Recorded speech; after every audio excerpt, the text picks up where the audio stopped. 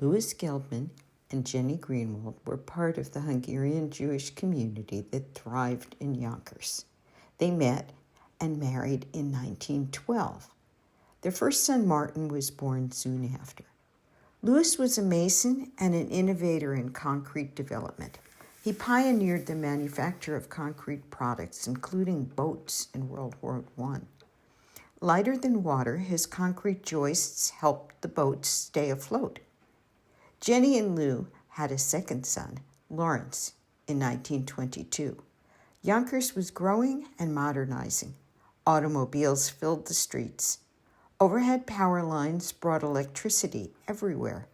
It was a time of surprising development. One of these developments was Sally Mae Gelbman, who came in May of 1929. She was welcomed by the family of doting grandmother's aunts and uncles, especially her young uncles Harold and George. Uncle Harold might have been disappointed when he asked who was her favorite uncle. After considering, young Sally said, "Uncle George, he's more fun." Her brother Martin was grown and married, but Larry was still in high school and a football star. Written up in the local papers, he was a popular guy. The 1930s had plenty of troubles nationally and globally, and some intruded into Sally's childhood. Sally was about 4 when she contracted polio. She survived, but the after effects stayed with her for life. She couldn't run like the other children or skate, and her bike riding skills were meager. During the Depression, the family always had something to eat, but Sally had one vivid memory of her mother serving cinnamon toast for dinner.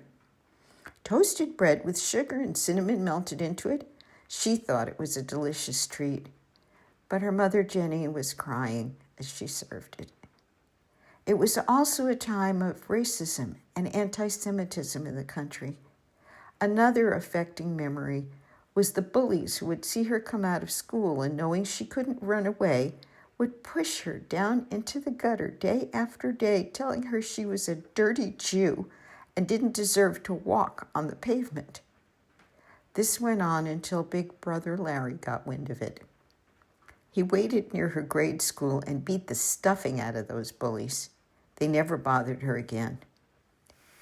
In 1936, when Sally was 7, Hamlin Andrus commissioned Louis Gelbman to build a prototype house. He planned to build similar homes in Florida. That house, built mainly of concrete devised by Louis, is now on the National Register of Historic Homes. World War II accelerated Louis' concrete manufacturing. He was awarded a citation under the Marshall Plan for economic and technical aid to Europe. After attending a convention, he came home and told his daughter he was now a concrete maggot. Lou never took his success very seriously, but in these years he was able to buy a new Packard car and build a home for his family at 140 Elliott Avenue in Yonkers. Lou Gelbman enjoyed cigars and deep-sea fishing. Sally was in high school one summer when she reluctantly accompanied her mother to Rockaway Beach, where they rented a cottage. It turned out to be a better time than she had anticipated. Sally met Marty Fradkin, who she described as the cutest boy she'd ever seen. Sally's 2 best friends, Lenore and Barbara, remained friends for life, even when marriage, children, and relocations separated them. Barbara has told of Sally's academic prowess. She was near the top of her class in everything, including Latin. According to Barbara, Sally was a girl who stood up for her rights. Confronting a movie theater manager who tried to make the teenagers sit in the children's section, she said, "If I'm paying for an adult ticket, then I'm sitting with the grown-ups." Now, in 1948, Sally and Marty married in an elaborate wedding. Lenore and Barbara were among her bridesmaids. They settled into a spacious studio apartment in Manhattan where they lived until 1956. Their first child, Sandra, was born in 1949.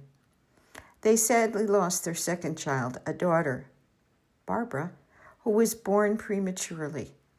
It was this experience that brought Sally to questioning God and finding a new faith. She became a Christian. She considered herself a Hebrew Christian the rest of her life. In 1954, they moved to Levittown and got a Levitt cottage as their first home on Long Island. Then baby George arrived, followed by their youngest, Joel, in 1959. In 1960, the Fradkins were in the local paper, Newsday, when baby Joel was stolen along with his mother's car. The FBI came to the house. Fortunately, Joel was located and reclaimed. However, they soon sold the Levittown house and went to live in Sheepshead Bay, Brooklyn for 2 years. Then Long Island once again called to them, and this time East Meadow was where they settled. There were some deep family problems during that time. Sandra left home at 17. George was a troubled child, and Joel had to watch his siblings struggle as a young boy. Like so many mothers, Sally managed as well as she could. They lived there in East Meadow until career and climate issues brought them to migrate to Florida in the early 1970s. First in Boynton Beach on the East Coast, and then in Bradenton on the West Coast, where they stayed permanently. Bradenton because their youngest son Joel was now married, and he and his wife Celia raised their son Kevin in Bradenton. Many new friends came into Sally's life through her church and Deb Mott's Bible study classes. They became close enough for Sally to call Deb her spiritual daughter. Marty passed in 2010, and Sally spent her remaining years living in Bradenton. She enjoyed visits with Sandra, George, and Joel, outings to beaches she loved, and her writing. Her publishers at The Listener said this about her. Miss Fradkin began writing in 1984 with a series of articles published in The Listener magazine. At the time, she worked for radio station WLIZ, where she wrote promotional pieces that were published each week in the Lake Worth Herald. Miss Fradkin's writings have appeared in numerous publications.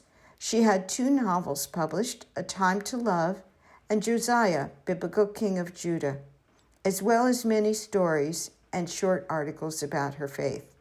But her quirky sense of humor was expressed early in her writing career. The Opera House was crowded, and so was Ebbets Field. The Yankee fans, they shouted as Ida her true love revealed. Oh, Yankees, thou art wonderful, and so is Ida's voice. But Yankee fans can have 'em both. The Dodgers are my choice. Oh, here comes wicked Squire Mean. Can't you hear the roll of the drums? DiMaggio, you're quite a foe, but give me the Brooklyn bumps. Sally loved well. She was aunt to numerous nieces and nephews, mother to her brood of blackbirds, and friend to so many who knew her.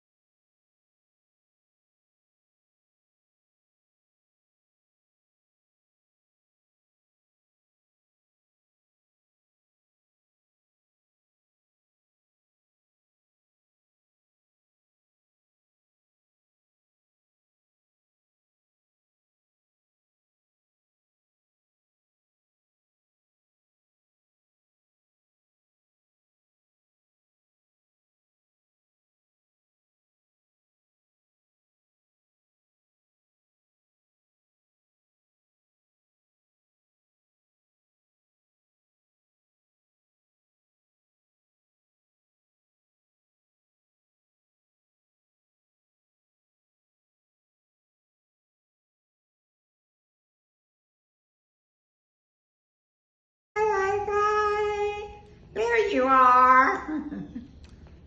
So I tried a spicy piece.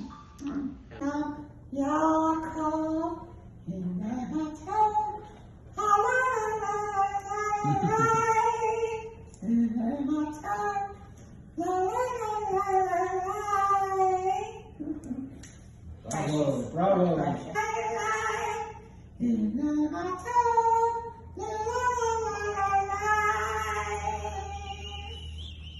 You're all precious to me.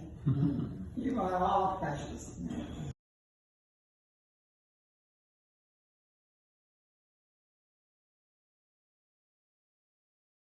Happy birthday to